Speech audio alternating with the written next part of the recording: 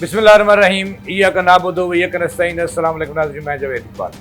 नाज़रीन, इलेक्शन 2024 का बिगल बज चुका है और इस वक्त दोपहर हो चुकी है, लेकिन लाहौर शहर की मैं अगर बात करूं तो टर्न आउट इंतहाई कम है। इसका मतलब ये हुआ कि लोग दिलचस्पी नहीं ले रहे। मैंने 3 हलकों की आपसे बात करूंगा।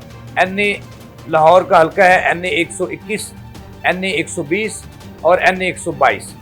NA 121 में मुस्लिम लीग नून के उम्मीदवार हैं शेख रोहिल असगर और उनका मुकाबला कर रहे हैं PTI के लाहौर के जनरल सेक्रेटरी वसीम कादर, जो इमरान खान के करीबी साथी हैं।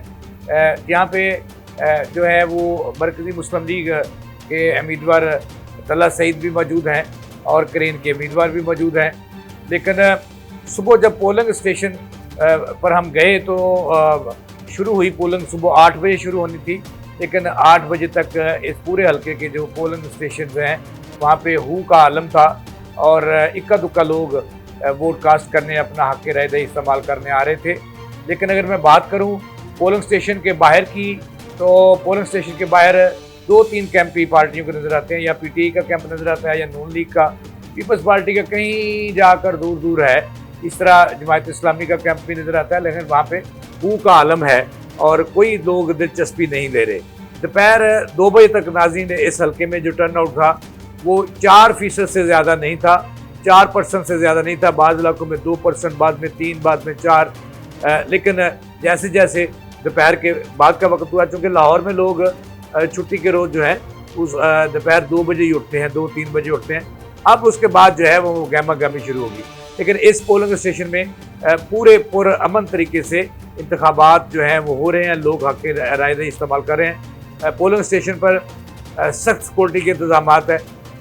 इस इलाके में अगर मैं सिक्योरिटी की बात करूं तो वहां पर सिर्फ पुलिस फ़राइज़ सर अंजाम दे रही है, रेंजर्स और फौज जो है वो मोबाइल हालत में गश्त कर रही है।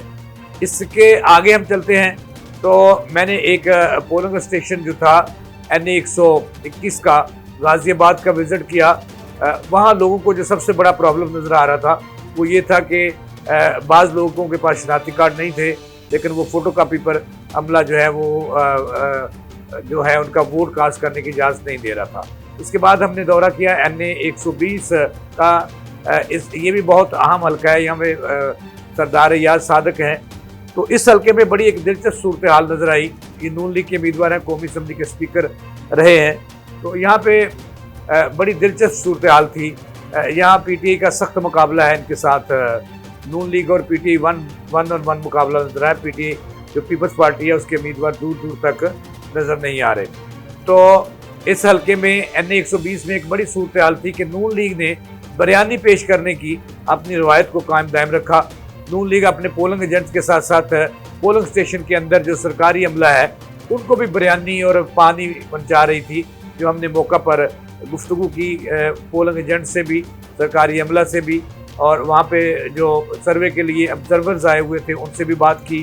तो पहले जब हम NA 120 में गवर्नमेंट हाई स्कूल कैंट के अंदर मौजूद थे तो वहाँ काम जारी था, लेकिन नून लीग के लोग जो अयाज सादक के सपोर्टर्स हैं वो बिरयानी के थैले लेकर आ गए अंदर। पोलिंग जो स्टेशन के अंदर सरकारी अमला था, प्रेजाइडिंग ऑफिसर थे, उन्हें बिरयानी पेश की कि ये अपने अमले को तकसीम कर दें, लेकिन उन्होंने मीडिया को देखते हुए इससे इनकार कर दिया और कहा कि अब इसको बाहर ले जाएं, अभी मीडिया वाले आए हुए हैं, उसके बाद जब चले जाएंगे फिर लाना। तो इस पर हमने पोलिंग एजेंट से, जब नून लीग के लोगों से जो बिरयानी लाए थे बात की, तो उन्होंने कहा ये हमारा अखलाकी फ़र्ज़ है, रवायात भी और अपने एजेंट्स के लिए लाए हैं। लेकिन हमने जब उन्हें बताया कि हमारी मौजूदगी में आपने सरकारी अमले को बिरयानी पेश की, इसके लिए कोई हमायत लेना चाहते हैं, तो उन्होंने कहा ये नहीं, ये हमारा अखलाकी फ़र्ज़ है। इसके बाद हमने NA 122 जहाँ पे मुस्लिम लीग नून के साद रफ़ीक हैं, PTI के भी लोग मौजूद हैं, उनका मुकाबला बड़ा 1-on-1 मुकाबला हो रहा है NA 122 में, NA 120 में भी और NA 121 में भी। दोपहर 2 बजे तक मुकाबला 50-50 था। लेकिन जो लोग आ रहे थे उनसे हमने बात की तो उनमें से बाज़ लोग PTI के हमायती नज़र आए, बाज़ लोग दीनी जमातों के उम्मीदवारों के, और बाज़ लोग जो है वो नून लीग के उम्मीदवारों की सपोर्ट करते हुए नज़र आए। लेकिन एक बात देखने वाली है इन 3 हलकों में कि नाज़रीन वहाँ पर जो PTI है इन्होंने ट्रांसपोर्ट बहुत कम दी हुई है लोगों को। घरों से निकालने के लिए पीटीआई के पास टीमें नहीं हैं, लेकिन नून लीग के जो लोग हैं वो उन्होंने अपने वर्कर्स प्राइमरी सतह पर उनकी ड्यूटियां लगा रखी हैं। काउंसलर, साबक नाज़म, साबक चेयरमैन, नायब चेयरमैन। ये हमने देखा कि ये चिंची रक्षों में और मोटरसाइकिलों बहुत बड़ी तादाद में नून लीग के उम्मीदवारों ने दी हुई हैं अपने सपोर्टर्स को, कि वो घरों से लोगों को निकाल के ला रहे हैं। लेकिन उनका मुकाबला पीटीआई से है। पीटीआई मुझे मार खाती हुई नजर इस वजह से आ रही है कि उनके पास वही टीम का फकदान है। कोई वोटर्स को कहने वाला नहीं, उनको दरखास्त करने वाला नहीं, उनको घरों से लाने के लिए कोई किसी हलके में भी, मुझे इन 3 हलकों में बात कर रहा हूँ, मुझे कहीं जो है वो लोगों को, क्योंकि पाकिस्तान में खुसूसन लाहौर में एक रवायत है कि वो लोग निकलते हैं जिनको घरों से निकाला जाता है और जिन्हें ट्रांसपोर्ट मुहैया की जाती है। लेकिन इस दफ़ा इन तीनों हलकों में ट्रांसपोर्ट जो है वो नून लीग की तरफ से फराहम की गई है, पीटीआई की तरफ से हमें नज़र नहीं आई। नून लीग ने ऐसे अच्छे इंतजाम किए हैं कि मोटरसाइकिलों पर भी लोगों को घरों से निकाल कर उनके वर्कर जो हैं वो पोलिंग स्टेशन से उनका हक राय इस्तेमाल करने के लिए ला रहे हैं। लेकिन दूसरी तरफ पीटीआई के यहाँ ये बंदोबस्त नहीं है, चूँकि पीटीआई के कैंप जो है वहाँ पे रश तो है, नौजवानों का यूथ मौजूद है, लेकिन मुस्लिम लीग नून के कैंपों में जो है वो बूढ़े और 50 साल के ऊपर भी लोग मौजूद पाए गए हैं। तो अभी तक जो तलात हैं, ताज़ा 3 सूरत लम्हा न्यूज़ इन 3 हलकों, ये बड़े हलके हैं लाहौर के, उनकी फराहम कर रहा है कि पुरअमन अंदाज में इंतखाबात हो रहा है। लेकिन लड़ना किसने है?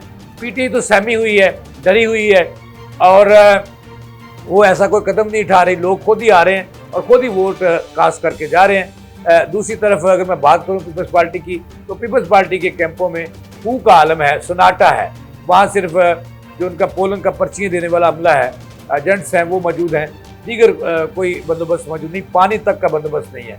तो ये इस तरह मैंने पोलिंग स्टेशन के अंदर दौरा किया तो वहाँ भी सरकार की तरफ से सरकारी अमले और पोलिंग एजेंट्स के लिए पीने का पानी तक नहीं फराहम किया गया, जिससे शिकायत जो हैं उनकी मौजूद हैं। नाज़रीन, ये थी अब तक की ताज़ा 3 जो लाहौर के 3 बड़े हलकों के हवाले से मैंने आपको बताई, और आपने फुटेज भी देखी, बिरयानी का हाल भी बताया, ट्रांसपोर्ट का भी बताया, लोगों की गहमागहमी भी बताई। लेकिन इस दफ़ा जो पहली दफ़ा है कि इलेक्शन से लोग बाजार हैं। लोग जब मैंने उनसे पूछा तो उन्होंने कहा जी रिजल्ट तो पहले ही आ चुके हैं। मैं कहा जी कहाँ आ चुके हैं, हमने तो देखा नहीं। तो उन्होंने कहा जी ये फैसले तो हो चुके, वोट हमारे की क्या अहमियत है यहाँ पे। तो नाज़रीन, ये थी अब तक की ताज़ा 3 हलकों की। हम लम्हा न्यूज़ आपको बताता रहेगा शाम तक, रिजल्ट आने तक, अपने लाहौर की सूरत हाल कि वहाँ पे क्या गहमा गहमी है और क्या रौनकें हैं और क्या दिलचस्पी लोग ले रहे हैं कि नहीं।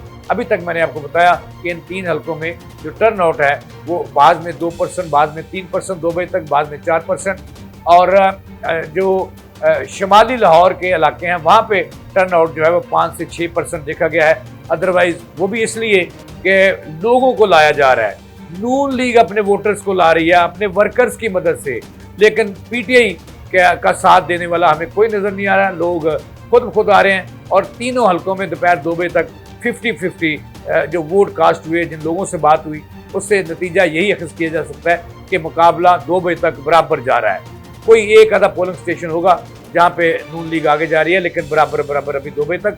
उसके बाद जब लोगों का रश पड़ेगा तो मुझे उम्मीद है कि टर्न आउट भी पड़ेगा। मैं लोगों से दरख्वास्त करूँगा कि अपना वोट कास्ट करना आप पे फ़र्ज़ है। वोट कौम की अमानत है, इसको ज़ाया मत करें। पोलिंग स्टेशन पे आएँ और अपने उम्मीदवार, चाहे भले वो कोई भी हो, उसके हक़ में अपना वोट दें ताकि पाकिस्तान के मुस्तक़बिल का बेहतरीन फैसला हो सके। इसके साथ ही जवेद इकबाल को दें इजाज़त, अल्लाह ने के बाद।